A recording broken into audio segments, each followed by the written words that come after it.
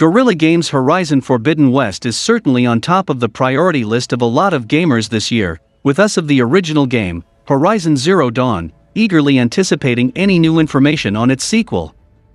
For those looking for an immersive experience that matches the original, gamers will be excited to learn that PlayStation's Dualsense technology will allow them to really feel the game's grass as they lay in wait for their enemies. Horizon Zero Dawn was one of the PlayStation 4's best-selling titles, with over 10 million copies sold worldwide in 2019, only 2 years after its release. It has also won numerous awards, including Best PlayStation Game and Best Storytelling at the Golden Joystick Awards in 2017. The game was certainly notable, not only for the heartfelt journey of the game's protagonist, Aloy, but also for the strength of its environmental design.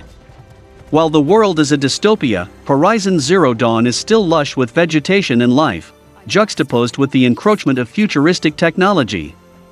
Horizon Forbidden West's environments were a strong focus of its announcement trailer, which showed thriving ecosystems above and below the water slowly succumbing to a mysterious threat that is plaguing the land. It makes sense that for a game with a heavy focus on the exploration of various biomes, Guerrilla Games wants them to be as immersive as possible. Studio director Angie Smets has suggested that haptic technology in PlayStation's DualSense controllers has allowed the developers to do that, allowing players to feel those long grass leaves when they dive into a patch of greenery to hide from foes. Adaptive triggers and haptics allows the PlayStation controller to alter the amount of tension in its triggers based on the action the player is performing. It is used to great effect in PlayStation 5 games like Demon's Souls Remake, for instance, giving players a sense of weight to weapons by having heavier swords and axes require a stronger press to swing, and bows having tension as the player draws back the string. While Smets only mentions grass in her brief comment on the matter, haptic technology could allow for much more immersive traversal across Horizon Forbidden West's varied environments. While haptic technology isn't a brand new invention by Sony, it is interesting to see how games are being developed around it. Horizon Forbidden West utilizing the technology for differentiation in terrain could allow for some interesting player experiences, such as the surface tension of water or different materials underfoot as the player runs or gallops on their robo-mount across the land. The fact that developers such as Guerrilla Games and Blizzard are using haptic technology is exciting news, as many are ready to see what the DualSense controller can do in the right hands.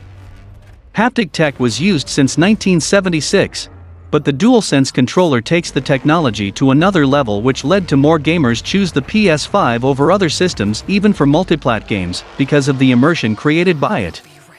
Ember Lab and Days Gone developer Bend Studios also praised the haptic feedback and adaptive triggers that they said it's their most liked feature in the next-gen console, and they are ready to take advantage of that if are given a chance. Guerrilla Games' Horizon Zero Dawn already looks like it's blossoming into a franchise. Horizon Forbidden West is on the way, to the delight of many. The game isn't out yet, but it could very well be one of the most important games that the PS5 gets. Interestingly, Horizon is growing as an IP at the same time that the PlayStation, its home platform, is growing too. The PS5 isn't even a year old yet, but it's made its mark in the game industry. In a way, it seems appropriate that a sci-fi title about uncharted frontiers is going to bridge the gap between the current PS4 and the next-gen PS5. Horizon Forbidden West coming to both PS4 and PS5 does raise some questions though. As with any game that releases for both old and new platforms, the game has to be adjusted and optimized in different ways to account for each platform. One thing that the PS4 will totally miss out on that the PS5 provides is haptic feedback. The PS5's DualSense controller has been lauded as a masterful application of haptic feedback that helps fans dive deeper into the games they play and gives game developers exciting new design opportunities. Seeing how interesting and influential haptic feedback is though, how much are fans of Horizon Forbidden West going to miss out on if they play on PS4? There's probably a ton of other sensations that Guerrilla Games wants to imitate via haptic technology. For instance, it wouldn't be surprising if haptic tech kicks in anytime players draw Aloy's bow taut, or when they feel the impact of Aloy's spear against an enemy. Outside of combat, the DualSense will surely mimic the sensations of Aloy's daring rock climbing and the rough tumble of dodge rolls. Although there's tons of interesting ways that Horizon, Forbidden West can apply haptic feedback, there's one problem with implementing it that Guerrilla can't work around. No matter what it does, it can't use haptic feedback in the PS4 version of the game. The PS4's DualShock just isn't equipped with any of the tech necessary to imitate Aloy's surroundings that way. Since Horizon Forbidden West is coming to both consoles, the implementation or lack of haptic feedback will be one huge difference between the two. Playing the PS5 version might turn out to be a vastly different experience than the PS4 version, and for now, it's hard to say whether that's good or bad. It's interesting how the disparity in technology could have a major impact on how people respond to the game. The dilemma of haptic feedback use in Horizon Forbidden West is actually a good example of a wider issue that the game industry might have to address someday. Obviously, there's nowhere for new consoles to go but up.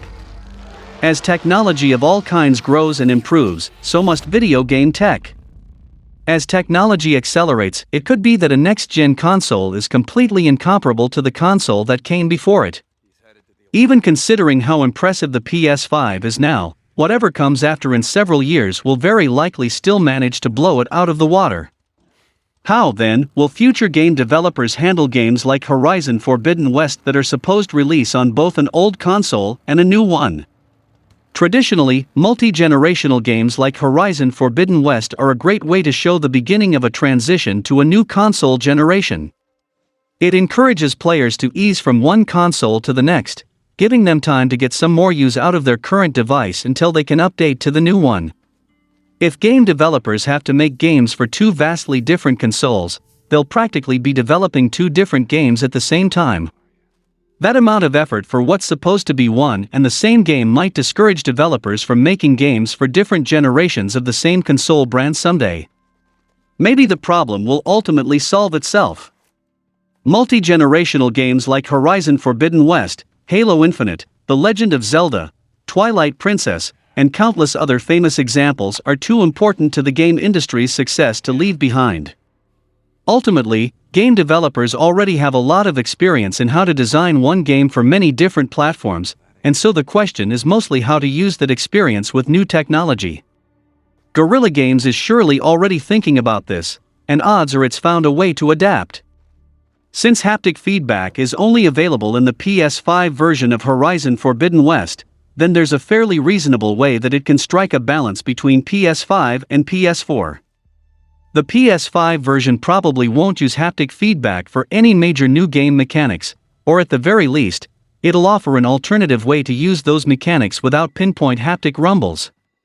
Instead, it'll probably focus on using haptic feedback for set dressing like what Angie Smets describes, helping players get more immersed in Aloy's world. Players shouldn't worry too much about a big sensory discrepancy between the two versions. News about Horizon Forbidden West has been pretty scarce lately, so it's nice to at least hear about this small detail that's in the game. It'd be a shame if Horizon Forbidden West has to be delayed out of 2021, but if Guerrilla Games doesn't have anything to say about a delay, then hopefully no news is good news. For now, we will have to be appeased with this update about haptic feedback. I think PS4 owners will be forced to purchase a PlayStation 5. Another feature that Horizon Forbidden West would have is a multiplayer. I messaged Guerrilla Games for asking if their new game will feature a multiplayer, and they replied they cannot share any features at this time, as expected. But the word feature would hint a probability of a multiplayer in the game. Think of it, Horizon is a franchise with innovative gameplay and immersion. It is a different, yet immersive kind of showpiece. So a multiplayer edition would be perfect for the game, and I personally believe it will be a huge success. Naughty Dog also working on a Last of Us 2 multiplayer, so bringing this one in can be overshadowing that, or if both of them release at the same time, it will better for both studios and PlayStation gamers as a jackpot. Anyway, it's definitely always good to hear how developers like Guerrilla Games are jumping on the capabilities of new consoles and making Sony's innovations worth it. Moving forward, we have a news on another PlayStation blockbuster, as due to a recent PlayStation 5 restock in the United Kingdom, sales of the PS5 version of Spider-Man Miles Morales spike high once again.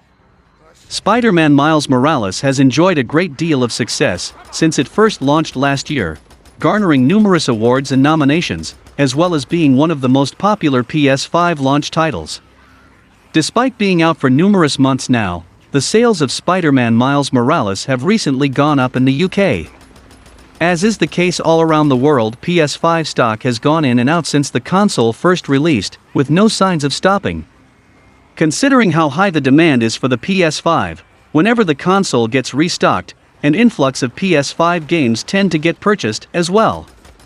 This proved to be true when UK retailers recently restocked the PS5, and sales of Spider-Man Miles Morales got boosted.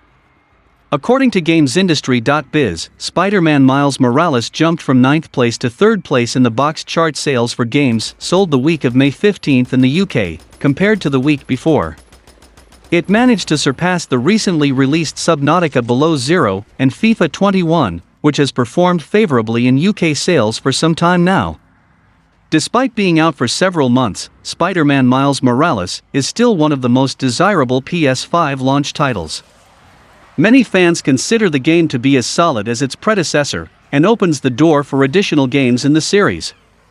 Although, the attention that Spider-Man Miles Morales has received from the gaming community might mean great things for Insomniac Games in the future. If there's one thing that many Sony fans appreciate about PlayStation as a platform, it's the console's exclusive series. For the last several years now, Insomniac Games has provided numerous memorable and high-selling Sony exclusive games. This could mean that even more ambitious games may come from the studio. With the release of games like Spider-Man Miles Morales and Ratchet & Clank Rift Apart, this could lead to Insomniac being in charge of numerous powerhouse franchises. Another report also confirms that the game's sales surpassed Ghost of Tsushima and The Last of Us 2 in the US. As for the Spider-Man series, the success that Spider-Man Miles Morales has enjoyed has led to many fans wondering when the next mainline entry will release. There have many rumors about Spider-Man 2 releasing soon, practically all of which have proven to be false. However, considering the impressive amount of speculation surrounding a presumed sequel, there's obviously a high demand for more Spider-Man games. Hopefully, in the years to come, both Sony and Insomniac will be willing to deliver what we want. Mass Effect Legendary Edition became the #1 best-selling game in the UK in the game's first week on the market, according to sales data. While apparently, the physical sales numbers are not too impressive, many expect Mass Effect Legendary Edition to perform very well in digital sales. Mass Effect Legendary Edition makes some major changes to all 3 games in the original trilogy, though most of them are focused on Mass Effect 1. The remaster of these 3 iconic RPGs has brought the series back into the limelight and apparently appears to be proving financially successful. According to GamesIndustry.biz, Mass Effect Legendary Edition sold well enough to claim the #1 spot in the UK, taking the position from Resident Evil Village. Despite this, however, the article does highlight that the game's physical sales are not impressive, selling around half of what Resident Evil Village did its first week on sale. These figures only represent physical sales, and it is expected that digital sales will likely be a lot higher, which seems likely as Mass Effect Legendary Edition was also the top-selling game on Steam. The article also points out that between the 2 consoles Mass Effect Legendary Edition released on PlayStation 4 and Xbox One, the game sold best on PlayStation 4 with over 68% of sales. The game is also proving to be incredibly successful on PC, with Mass Effect Legendary Edition setting a new series record for concurrent players. The remaster has also received a lot of praise from both critics and fans, which, along with the sales data, demonstrates a successful release for developers BioWare.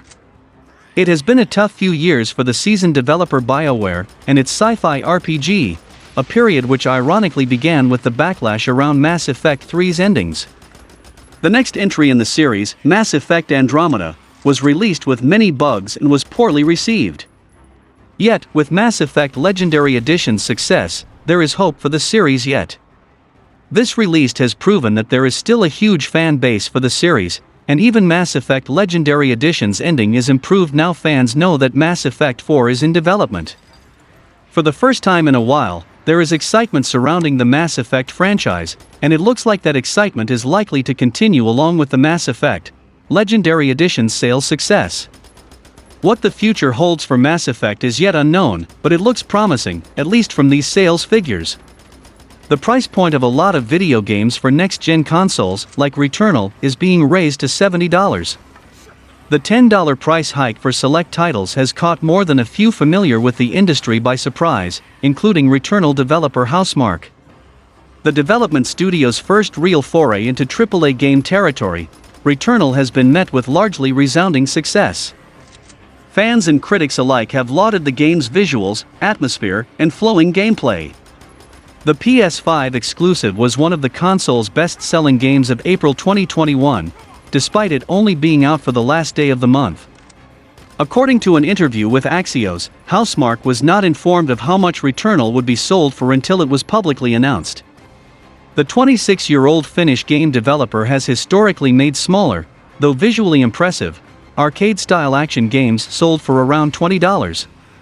While development was already underway in 2017, Housemarque's lackluster sales for its title Nex Machina galvanized the developer to go all in on expanding the scope of Returnal. This was something Sony kept facilitating, after internal demos of the game continuously impressed the company. This led the game to receive a full-scale release above the industry standard to $70, an amount Sony's Jim Ryan believes is a fair price. The Sony Interactive Entertainment head believes the price increase is justified because of the hours of entertainment that other forms of media are incapable of offering, and for better or for worse, he's not alone. A couple of months ago, Take-Two CEO Strauss Zelnick says he believes gamers are ready for $70 games, so long as the quality matches the cost. While that sort of justification is entirely subjective, Take-Two was the first company to start the trend, famously listing NBA 2K21 for PS5 and Xbox Series X as the first game to be sold at $70 for the consoles last fall. Both Ryan and Zelnick have cited video games' inherent replayability, online services, and advancing visual fidelity as justification for the new pricing. On one hand, the new price cap with games like Returnal makes sense, with video games becoming increasingly complex and expensive to create, requiring more and more time, people, and resources. On the other hand, this doesn't necessarily guarantee quality content, and the increased financial investment on the part of consumers could lead many gamers to spurn titles deemed unsatisfactory, as proven by CD Projekt Red's controversial Cyberpunk 2077 launch. Despite its currently higher-than-average pricing, Returnal continues to be one of PS5's top-selling titles. The only real complaint players have about the game is the omission of a save feature. Housemarque has stated that while it's working on a system to let Returnal players save, it's having some difficulty doing so. Moving forward, we have interesting news, as new evidence suggests that Hades, one of the best games of 2020, could soon be released on PlayStation 4. A recent discovery suggests that Supergiant's game's Hades could soon be arriving on PlayStation 4. The developer has not made any formal announcements about Hades releasing on any new systems, though a PlayStation 4 release does seem likely given the game's success and popularity. After being initially released in early access in late 2018, Hades version 1.0 landed in 2020, and the game received widespread acclaim from critics and players alike. Since then, Hades has won multiple awards and was named Game of the Year by many different organizations, and this success has led to many Xbox and PlayStation players wondering if, and when the game will arrive on both systems. Well, PlayStation players may not have to wait much longer, as the South Korea Games Rating Board has posted their rating for Hades on PlayStation 4. This information is the biggest sign that there are plans to bring Hades to PlayStation 4, a platform that the game's developers have seen prior success on. If the game does come to PlayStation 4, then it would be likely that an Xbox release could also be revealed soon after. It is important to remember, though, that while the game being rated implies a PlayStation 4 release, it does not confirm anything. A release of the game on consoles would make sense, as the game has proven very popular on both PC and Nintendo Switch. In fact, Hades is even getting a physical release for the Switch, which suggests that the game has sold incredibly well on the console. Given the fact that all of Supergiant's previous games have been released on the PlayStation 4, it would stand to reason that they would have plans to release their award-winning game on the system as well. A PlayStation release would not only further boost sales, but also bring the game back into the spotlight. Hades is an inspiring tale of success, and an example of the creativity of indie games. The game's journey through early access also demonstrated the benefits of developing while receiving player feedback. Developers typically want as many people as possible to play their games, so, barring any behind-the-scenes exclusivity deals, Hades coming to more platforms would be good news for both the developers and players. However, until any official announcement is made, PlayStation and Xbox gamers will just have to continue to wait to get their hands on one of 2020's biggest games. That being said, the fact that Hades has been rated is a promising sign. Speaking of other platform games coming to PS4, we have some games from PlayStation going to PC following Days Gone that released on PC platform yesterday. Sony finally launched the PlayStation Studios Steam Curator page. This page displays a total of 41 items under PlayStation's My Games statistic, but some of these items appear to be hidden, which could mean some ports have yet to be revealed. Steam Curator pages allow companies and individuals to put a spotlight on games, DLC packs, and other content available for purchase on Steam. At present, the only PlayStation PC titles interested fans can buy are Days Gone, Horizon Zero Dawn, Helldivers, and Predator Hunting Grounds and Days Gone for PC. The game's Steam page is already up and fans can pre-order it for $49.99 USD. Generally, companies use their Steam Curator pages to draw attention to their own properties, which are often bundled together in a single digital storefront. Right now, only 24 items appear to be available on PlayStation's Steam Curator storefront, about 21 pieces of DLC in 4 games. Since the company has been investing in and giving PC ports to more and more first-party PlayStation games, fans might be able to predict which games have appeared so far. Of the other titles being featured on the PlayStation Studios Curator page, both Helldivers and Predator Hunting Grounds come with a ton of DLC options, but not enough to make up the difference between the 41 items listed and the number gamers can actually see. This implies that PlayStation is sitting on a lot of future PC ports for more of its beloved games. Assuming that the company will start with properties that are already popular, players could soon have a chance to play PlayStation-exclusive classics like Demon's Souls or Bloodborne on PC without having to jump through so many hoops. There is a distinct possibility that the Curator page is simply displaying a listing error and PlayStation doesn't have a horde of potential PC ports waiting in the wings.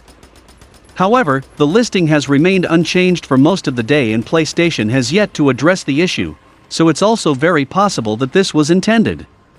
Either way, gamers everywhere are sitting on the edge of their seats, holding their breath as they wait to see what PlayStation has in store for this push onto PC. The PC port of Days Gone, though lacking a few features, has already gone from a distant dream to a very real release. There's no telling what other PC ports PlayStation could be working on right now. As I have said before, some older PlayStation exclusives like less popular games going to PC are not a huge deal, but games like Horizon going to PC is not acceptable in my viewpoint. As discussed in my previous videos, exclusive games are pride of a console. Releasing Days Gone on PC is good standpoint as it did not sell, as well as other PS4 giants, and moving the game to PC after 2 years of its release is also a good move rather than releasing games simultaneously on PC on release like Xbox. If Days Gone do well on PC, then we can await for a sequel in the near future. A PlayStation patent teases upcoming 5G connectivity for mobile devices and PS5, which may make cloud gaming faster and improve visual quality. There are progressively more companies looking to branch out into cloud gaming as the internet expands and improves around the world. For example, PlayStation has a patent that suggests it will be leveraging 5G in its cloud gaming ventures. The recently filed PlayStation patent suggests that the company will be using 5G in some implementations of its future cloud gaming content. This 5G connection may take the place of wireless connectivity to data centers through the cloud, which could help improve connectivity for PlayStation gamers in 5G connected regions. Currently, cloud gaming systems connect a gamer's console to a data center by streaming through the internet. This is dependent on a few factors, most primarily the quality of the internet in a particular region and the various types of modems and routers gamers may be accessing the internet with. According to this patent, gamers connect to 5G with a cellular network. This suggests that the PlayStation Network could be connected through 5G implementation on the PS5 using PS5 Mobile Play. This cellular connectivity will reduce packet loss, reduce ping, reduce buffering and improve image quality for gamers when this PlayStation patent goes through, and it can leverage the cellular connectivity through cloud gaming. The expanding availability of 5G will increase how many gamers have access to resources through the cellular network, which will be helpful for companies like PlayStation looking to expand into cloud gaming. Cell towers capable of 5G are typically connected to the internet through fiber optic lines, which are proving to be faster and more reliable than traditional lines. PlayStation's patent suggests plans to leverage this fiber optic speed to reduce packet loss in cloud gaming applications if a player is connected with a 5G cellular provider. These cell towers also drastically reduce ping through edge computing rather than using wireless networks to connect with data centers. The PlayStation patent suggests that gamers will not only be cloud gaming through 5G on mobile devices, but the PS5 as well. While not every region is connected to 5G as the new cellular technology rolls out around the world, areas that are 5G connected may see cloud gaming improvements like the ones patented by PlayStation. This is the next step to making playing games through the cloud as seamless as playing a game directly off of the disc. The patent doesn't suggest a rollout date for PlayStation's implementation of 5G, but it's likely a hint at what's to come. Considering the fact that PlayStation only recently filed this patent for 5G applications through cloud gaming, it will likely be some time before the service is rolled out to 5G regions. When examining patents, Sony have been doing several in the recent months, such as PSVR 2 features, asking expert help in video gameplays, media sharing accessibility options, etc. And that's all for the video, guys. Like and share the video for a greater audience. Comment your thoughts on the topics, and if you want to contribute for the growth of the channel, the link to my PayPal in the video's description and in the channel banner. As my resources are very limited, donations are always appreciated, and it can help me to create more contents and share news consistently, and could open doors for live streams, game playthroughs, podcasts, merch, etc. Thanks for watching the video, subscribe to the channel and click the bell icon, and until then from SMPV it's goodbye.